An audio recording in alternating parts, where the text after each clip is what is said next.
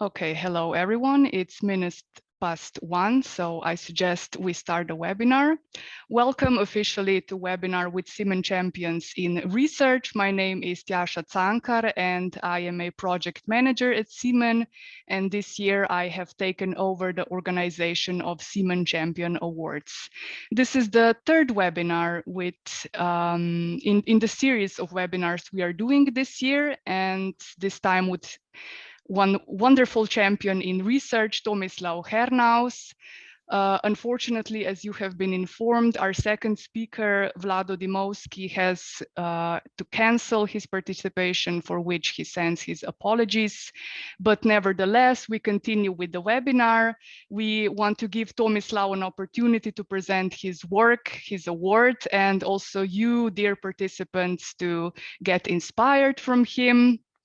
Now, I would like to give the awards a bit of a context. The awards was an initiative that started in CEEMAN in 2010, and the aim was to showcase the outstanding and magnificent results in 4 categories of excellence. So the first one is responsible management education. Then we have teaching. Then we also have school leadership, and the one that we will hear about today, research. I would like to also take this opportunity to say that CEEMAN Champion Awards are for 2022 are open for nominations, and would like to invite all the participants to apply. And I would also like to take this moment to say that we are finally bringing all our in-person and face-to-face events back to Bled. So in May, we have program management seminar, which I encourage you to apply to. Then in June, we have International Management Teachers Academy, and the crown jewel or the icing of the cake of all our events, which is CEEMAN Annual Conference, is also happening this year in Bled. So please, everyone, we would be very much glad to have you there. Now back to the awards. If you have any questions regarding the awards, you can find your answers on the CEEMAN official website, or you can write directly to me. I will post both of the links in chat. Now, finally, without further ado, I would like to give floor to our wonderful Dean of IEDC, Drikus. Drikus will present Tomislav. So Drikus, please, the floor is yours. Thank you very much, Tjaša, and also from my side, a hearty word of welcome from a very sunny Bled this afternoon. I hope there are good weather where you are as well. And it's really a pleasure to be part of the CEEMAN family, and also to an occasion like this to celebrate the achievements of one of the champions to which we also tip our hat and to whom we are gladly listening to today. It's my great pleasure to say a few things more about Tomislav Hernaus, who you know and have been heard of as the winner of the Researcher of the Year of 2021. Tomislav is Associate Professor at the Department of Organization and Management and the Faculty of Economics and Business at the University of Zagreb in Croatia, but is also Adjunct Professor at the School of Economics and Business at the University of Ljubljana in Slovenia. And he has been a visiting professor at a number of institutions, amongst them the Marshall School of Business at the University of Southern California, also BI, Norwegian School of Business School in Oslo, and so to the Vienna University of Economics and Business in Austria. He teaches a variety of subjects, and his interests in the research also spans that what he teaches and what he has been involved with. Those include organization design, business process management, HR, work design, job interventions, innovative work behavior, and knowledge hiding. And he's not only worthy of the award because of what he recently does, but also of his tremendous track record of having published more than 100 scholarly articles, including 6 books on subjects related to his fields of interest and his discipline. He's been presenting at various international conferences, including the AOM, URAM, EOWAP, and many other in the field. His ideas are well receptive in terms of its depth. It's also the way in which it's so innovative. And also one of the major points of connection in what he succeeds so exceptionally in is bridging the gap between practice and academia.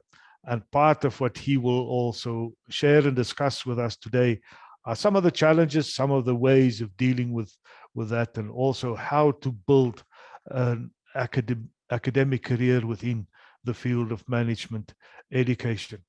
Tomislav, it's indeed a great pleasure to welcome you with us, and we look forward to hearing your presentation. Thank you very much for joining us today. Thank you very much for the invitation and for the award. I'm really appreciate all the words you have said and how you introduced myself. Basically, I'm not going to talk about any specific research study that I have conducted, because it would be unfair to each of the studies that I had written and published.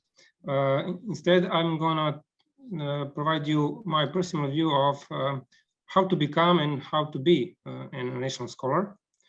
So the agenda for my 15-minute talk would be, we're going to start with from the individual level. Basically, you should get to know yourself before you start to work in academia and start to try to become an academic citizen. Then we're going to talk about job design of being a professor, something about team environment, and finally I will summarize with some of my own research hints which might be useful for our participants. So what you need to be is you need to be very authentic. There's no recipes or some golden rules. It's kind of a melting pot of your motives, personal traits, values, knowledge and skills that you have, and which you work and build up. So what I try to summarize somehow is some of main characteristics that would help you in becoming and being a scholar. First of all, I think that's maybe the most important, that you have internal drive, that you have intrinsic motivation to do research. Otherwise, there are much more highly paid jobs than being a professor. You need to be curious. Each of us is suitable for something, and you should try to find yourself and try to find your field of not only research, but also field of action where you can see yourself being a manager or some professional, consultant, for instance, or becoming a scholar. And what I do in my own life, I always try to set and search for new challenges. And that's certainly something that motivates me and drives my performance. In terms of personality, there is no Superman or Superwoman. Here you can find on slides some of well received and something that's good to have, to be ambitious, to believe in yourself. What I find important is also to be persistent, because it's not a straightforward line. It has lots of ups and downs. Of course, if you are proactive and self-disciplined, this will certainly help you. Ethics of responsibility is something that certainly is required. Also, you'll be more successful if you are a giver, so not calculating and also only taking from others, but also giving. And I see this webinar, let's say, an action of giving I had experience of receiving from givers, and I also try to share with others. If I can help some of you, that would be a great pleasure for me. And finally, knowledge and skills, definitely something that's under your control, because you can work on your weaknesses, build up your strengths. Of course, it's good to be a networker. I'm not the best example of it, but nevertheless, it's not the only and the most important requirement.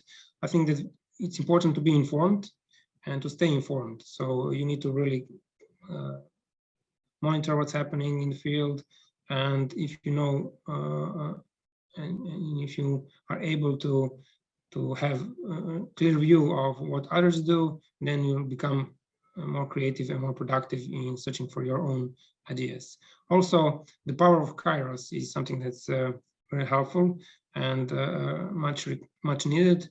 It stands for being capable of using the moment, and some unexpected opportunity will show up, and it's up to you whether you're going to take it or not. So if you could work on this capability, develop it, then you might have success. In terms of academic work design, we published a year ago an editorial book together with another CEEMAN champion, Professor Matej Černe, and 15 more scholars all around Europe and even in the United States and Canada, where each of them presented and provided us unselfishly, altruistically with their personal essays, stories of becoming a scholar. And if you read this book, you will see that there are so many different ways how we can become a well-respected member of our academic society. What is really helpful and really makes a difference if you perceive what you do as a calling instead of approaching it as a career or as a job. It's really difficult, and the workload is very heavy. I think that on average, scholars work even more than CEOs of private companies. Of course, you do not earn that much, but what works for me is a sort of task switching or role switching, because you are a teacher, you are a researcher, you are a gatekeeper in terms of editor of a journal or something else. And what helps in my case is that I like to switch between these roles. In such way, I manage to have a pretty high level of interest and engagement. Certainly, what is also important, try to find a balance between job demands and job resources. Actually, believe it or not, we do not live to work, but we work to live. So you really need to have something beyond work, some happiness, something that is your hobby, or of course family that requires your attention. And while you work, you should try to enjoy as much as possible. And if you perceive what you do as a calling, and if you are capable of balancing different demands, like different teaching loads, for instance, heavy teaching load, or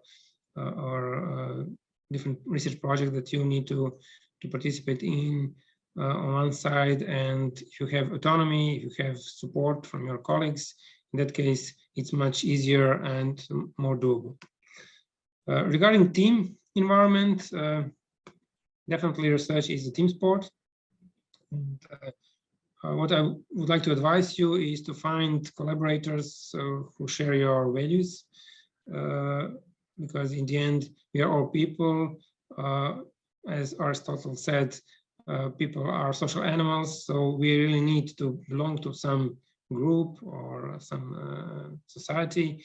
And if you have good collaborators who will really be there for you when you need them the most, in that case, together you can really move the frontiers. You don't need to share everything, or let's say you don't need to have same knowledge and skills. If you're complementary, that would be also fine. Some of you are more prone to be data scientists and to do some data analysis, statistical analysis. Some of you are more like critical thinkers and like to write theory part of manuscript. So it's a nice exchange of different skills and ideas that will eventually work for the team. In terms of finding a collaborator, what I realized very soon in my career that it doesn't make sense to catch a big fish. Of course, that we all would like to collaborate with gurus in our fields, the best known professors, etc. But it's actually not doable, or maybe it's doable to only a few of us. Mostly these people work and collaborate with other gurus or with their doctoral students. I had the pleasure and still collaborate with 3 CEEMAN champions in research. Initially, back in 2008, I think, I published a paper with Professor Demovsky, who is unfortunate to join us today. Also with Matej Černe and Michal Škerlavai, well-known names on the map of Europe, I would say, in research. Also, I was exposed to different experiences of different top-notch scholars by attending some of their talks or of course, being familiar with their work. And it really helped me to create my own personal approach to doing research. Also, what you can do within your team, you can ask them to do a friendly review, because it's not that everything what you do that you will do with the same people. Okay, there will be different combinations, or maybe you would like to do something on your own. But when you have this social capital, then it's much easier to get feedback before you send your paper in the review process. And along the way, you really need to enjoy the conversation. Okay, so you really need to not see and approach research as something that should be done, a task to get promoted or to earn your salary, but something that really fulfills you on a daily basis. 2 more slides about research hints, and definitely what I realized and saw that works. It's quite important to find a good idea, to create a story that might be interesting to others. And in searching for this story, it really helps to take different perspectives, okay? Not to live in your ivory tower, but to talk with practitioners, with managers, ask and see what are they troubled with, and when you find the right question, then you also need to address these questions in the right manner. You need to collect reliable data and with rigor in terms of your research methods used. Writing is a skill. So basically, when you run the analysis and when you get some results, then you need to write up everything. And this is the easier part is to analyze data, and much more difficult is to create a story around it. You should provide sound arguments for your approach, and definitely don't wait to celebrate up to the end, but try to find some small quick wins.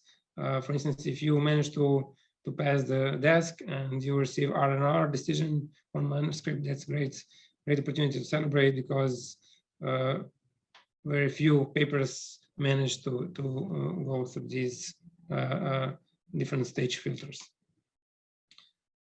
Publishing is extremely difficult exercise, and it's pretty slow because you are when you submit your paper, you're gonna wait maybe even for 2 years to receive the final decision on manuscript that you desire to be accepted for publication.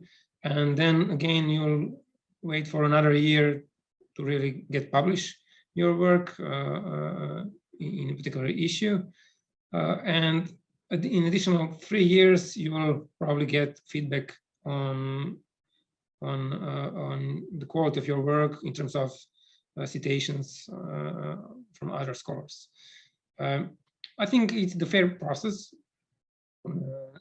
Maybe not always, but in most occasions, it's really on the other side are people who are not subjective, but they have some really objective criteria that you need to match.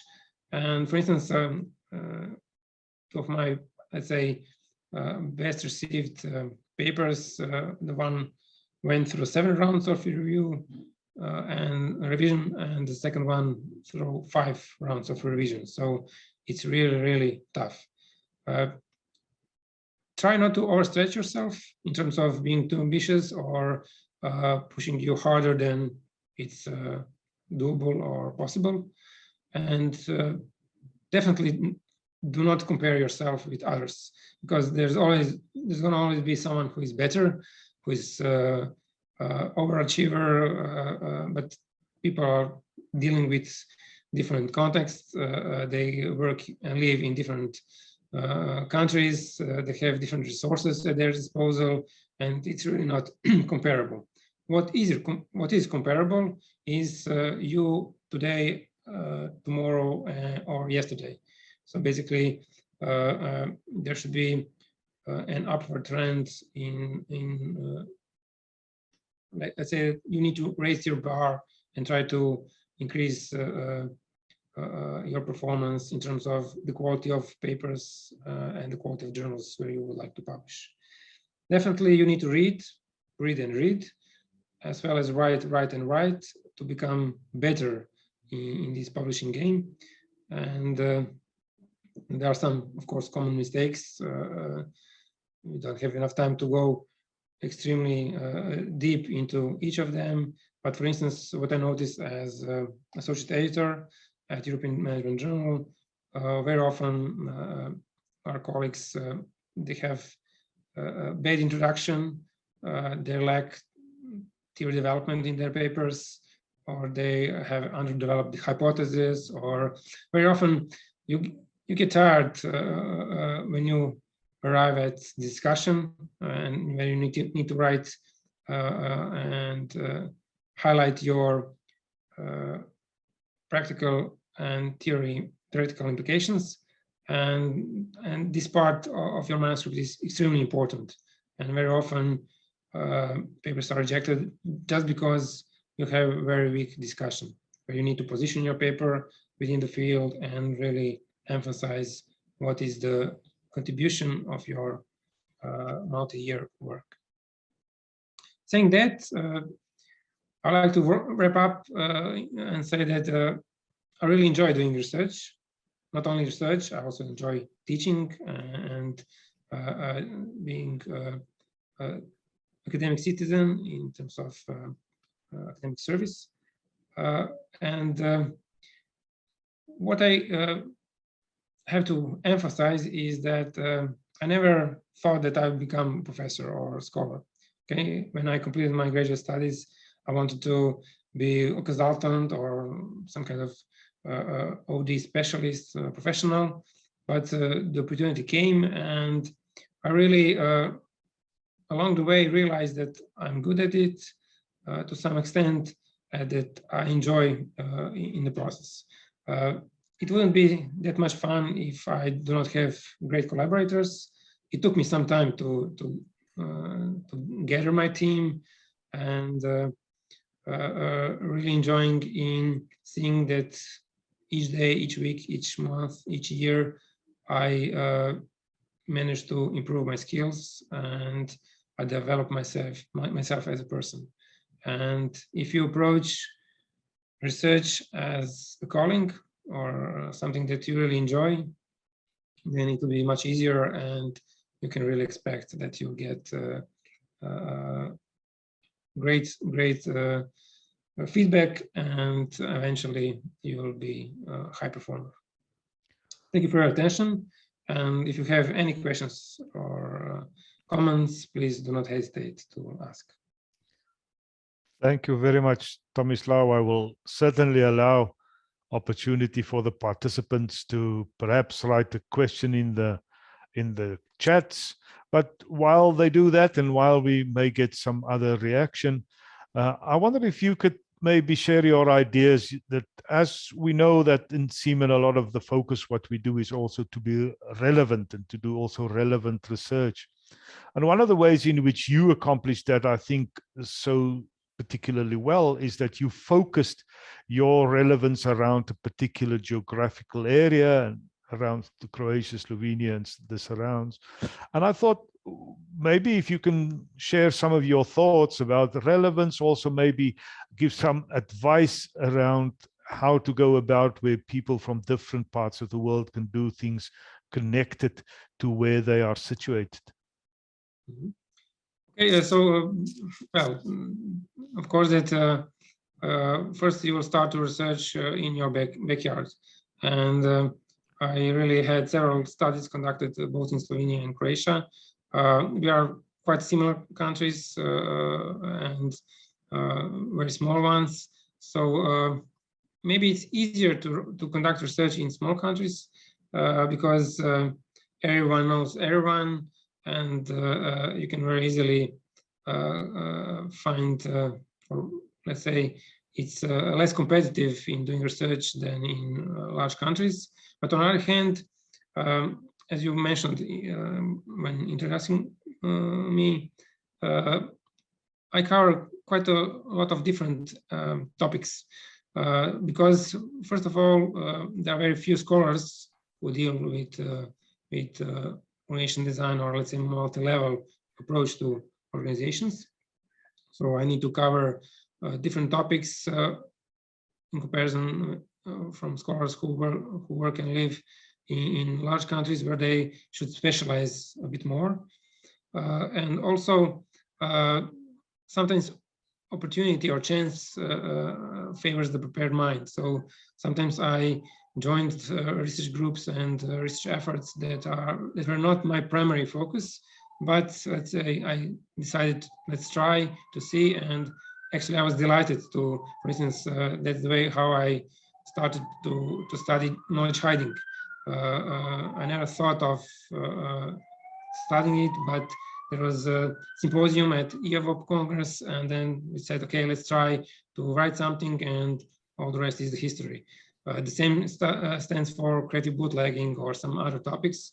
So there's the power of Kairos, where the opportunity shows and you need to pick it up. In terms of doing cross national research, of course, that's something that's welcome, but you really need to have a great network of collaborators. And it's quite difficult because if you have, I don't know, 10 country study, then you have 10 authors at least on your paper, and it becomes quite challenging to coordinate everything. But I know who are basically CEEMAN countries that are members, and most from the East European background, and we have some colleagues from Africa as well, and Asia. So let's say scientifically less developed countries, and I think that in such countries it might be quite useful to if you could have a Western country partner who will help you with research design. And at least in Croatia, I know that when I conducted some research in collaboration with foreign colleagues, participants were much more prone to get into research, and they were more interested, especially nowadays when we join the European Union, they would like to find some comparative studies to see, okay, where's Croatia, how much we lag, for instance, from Slovenia, which entered earlier to the EU. And I think that CEEMAN is a great network for finding collaborators on different topics.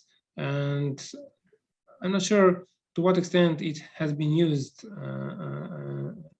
in making connections and doing joint research, but something that's definitely worth of trying. And I would say that, okay, research is both global and local. So there are some specifics. You just cannot copy paste great practices from United States or Great Britain. You need to be familiar with your specific context and then try to adjust your not only way how you do research, but also research topic to something that's relevant for your country and people, managers, politicians from your local environment. Thank you very much. I don't see an immediate chat. I don't know, Tjaša, if maybe something have come your way. Otherwise, I'll hand back to you, other than saying thank you very much, Tomislav. It was indeed very thought-provoking to think about that, but also very practical and very relevant. Thank you very much. Tjaša, over to you. Yes, thank you, Drikus. There are no questions in chat, which means that Tomislav was very clear and straightforward, and Drikus, you as well. So I would like to thank you both. I actually wanted to say that I love that Tomislav emphasized this, that being a researcher, it is very important that you get support from your colleagues, also support from your colleagues with different geographical and other backgrounds. So it's all about community, and community is something that we at CEEMAN also celebrate. So I really like that notion of yours. And since there are no other questions, I think that we can wrap it up. Thank you very much to all. Just wanted to say that CEEMAN Champion Awards 2022 are still open. Everyone, please apply. And I wish you a good day.